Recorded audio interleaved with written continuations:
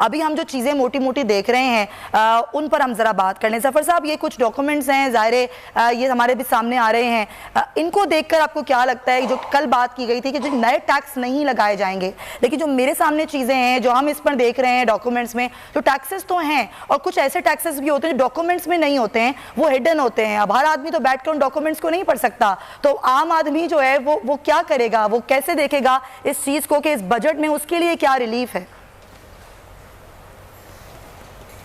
सवाल मेरे से है? जी बिल्कुल। अच्छा जी, पहले तो ये कि ये जब ऐसे डॉक्यूमेंट्स बनते हैं ना, इसमें आपने बड़ा अच्छा वर्ड आपके लोगों ने यूज़ किया कि मुकर्रर किया गया है।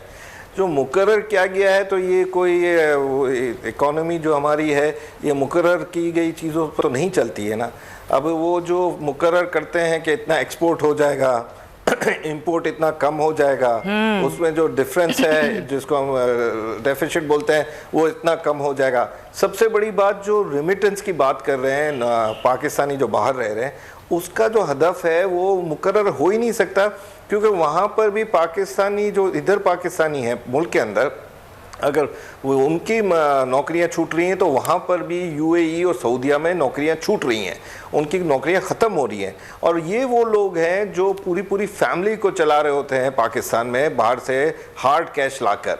तो मेरे ख्याल में अगर उसका ये कहना है कि भाई $21.5 अरब आ जाएगा, $21.53 बिलियन, ये बिल्कुल गलत है। तो ये जो मुकर्रर की जाती हैं चीज़ें या टैक्स के जो हदफ मुकर्रर किए जाते हैं, ये पाकिस्तान ने मेरी लाइफ टाइम में तो कभी अचीव नहीं किया।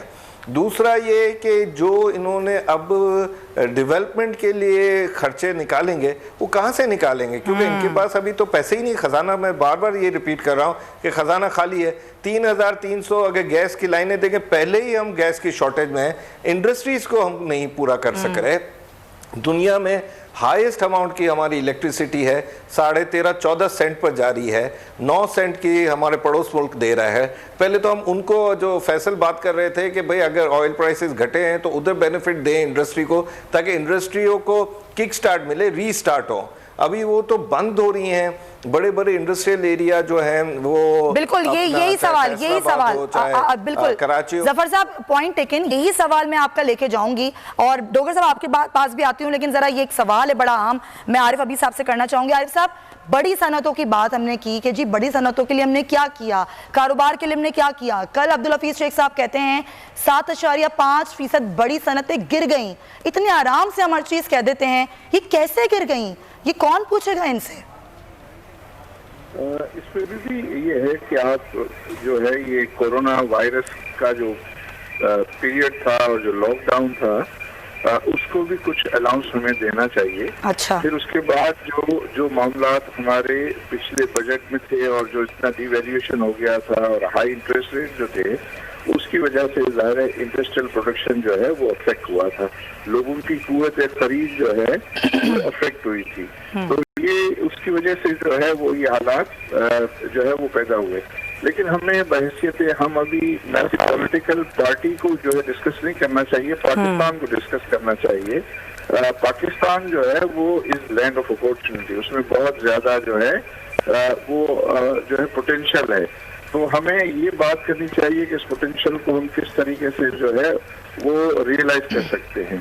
तो इसमें जो मामलात हैं, अल्लाह ताला ने पाकिस्तान को बहुत सारी नेमतें दी हैं, अगर बेहतर मैनेजमेंट से हम उसको बेहतर कर सकते हैं। As far as the budget is concern, तो बजट में जो है जो इस वक्त पर्टिकुलरली जो मैं कहूँगा कि जो करंट अकाउंट डेफिसिट का इतना कम आ, देखा होगा कि जो नंबर पिछले साल $13 बिलियन का हमारा करंट अकाउंट डेफिसिट था, मतलब ये है कि हमारे $13 बिलियन का रिजर्व्स के ऊपर जो है वो प्रेशर था, वो आज इस साल कम होके 3.3 रह गया है। तो वो हमें तकरीबन कोई $9 बिलियन में की जो है वो इम्प्रूवमेंट आएगी, जिसको मैं समझता हूँ कि हमें जो है वो अप्रिशिएट करना चाहिए। जहाँ तक कि बजट डेफिसिट का ताल्लुक है, वहाँ परफॉर्मेंस हमारी खराब है। उसमें उसकी वजह यह है कि चूंकि बिजनेसेस अच्छे नहीं थे तो वो रेवेन्यू जनरेट नहीं कर सके। एग्रीकल्चर ने बेहतर किया है, एग्रीकल्चर की जो ग्रोथ है वो पॉजिटिव रही है।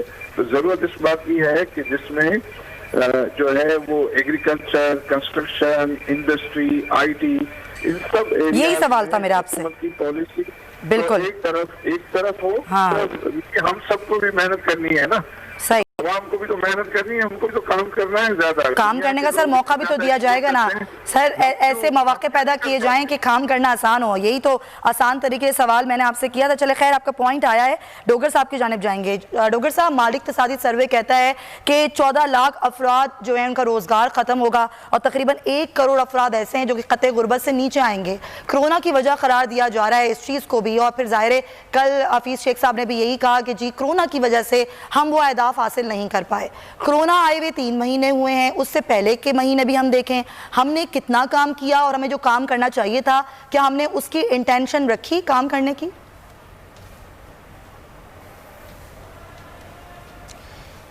बिल्कुल, जो आप 14 लाख आपने फिगर दिया, ये तो बिल्कुल अगर कोरोना का माइल्ड इफेक्ट होता है तो ये तब 14 लाख लोग बेरोज़गार होंगे। अदरवाइज़ अगर कोरोना का इफेक्ट स्ट्रॉन्ग होता है और लॉकडाउन को स्ट्रॉन्ग करना पड़ता है तो तब ये बेरोज़गारी का जो इम्पैक्ट है ये 1 करोड़ से ऊपर भी जा सकता है। जो इकोनॉमिक सर्वे में जो कहा गया उसमें 1 करोड़ से ऊपर जाने का भी खदशा है।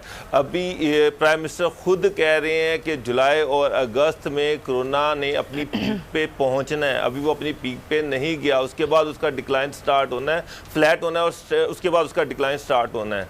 अगर कोरोना के फैक्टर को मद्देनजर रखा जाए और जिस तरह से गवर्नमेंट ने अब इस्लामाबाद में जिस तरह से बंद करने की बात हो रही है, लाहौर को बंद करने की बात की जा रही है, हाँ। तो अगर ये चीजें सारी मद्देनजर रखी जाएं तो इकोनॉमिक साइकिल का चलना मुश्किल नजर आ रहा है मुझे अगले आने वाले दिनों में।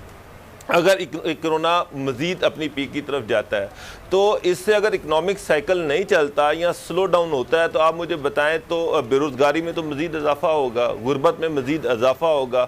गवर्नमेंट के लिए बहुत बड़े चैलेंजेस हैं, बहुत मुश्किल सिचुएशन है। अभी फैसल साहब बात कर रहे थे गाड़ियों की, हमें तो अभी सारे मुल्कों के साथ जो हमारा ट्रेड बैलेंस है उसको भी रिवाइज करना चाहिए। आप चाइना के साथ देख लें, अपना ट्रेड बैलेंस देखें, वहाँ से हम कचरा खरीद कर लेकर आ रहे हैं। आपको अपनी प्रायोरिटीज को सेट करना पड़ेगा, अपना ज़रिए मुबादला बचाना पड़ेगा। ये बहुत बड़े चैलेंजेस है गवर्नमेंट के सामने। डेवलपमेंट का जो बजट है उसमें कट आएगा। अगर डेवलपमेंट के बजट में पहले ही कट चल रहा है, अगर मजीद कट आता है तो मुझे एक बात बताएं, अगर डेवलपमेंट का बजट भी कम हो जाता है उसमें भी कट पड़ता है। पंजाब का मुझे पता है कि पंजाब के डेवलपमेंट बजट जो 200 अरब रखा गया उसमें से 100 अरब भी नहीं है खर्च कर सके। और तो ये तो सबसे जो इकोनॉमिक साइकिल के चलने में सबसे बड़ा जो कॉन्ट्रीब्यूशन होती है वो गवर्नमेंट की तरफ से डेवलपमेंट का बजट होता है। यही तो मैं सवाल आपसे करूंगी। देखें, बिल्कुल सही, आपने बड़े आम पॉइंट्स आपने उठाए हैं और आपने फिर कोरोना की बात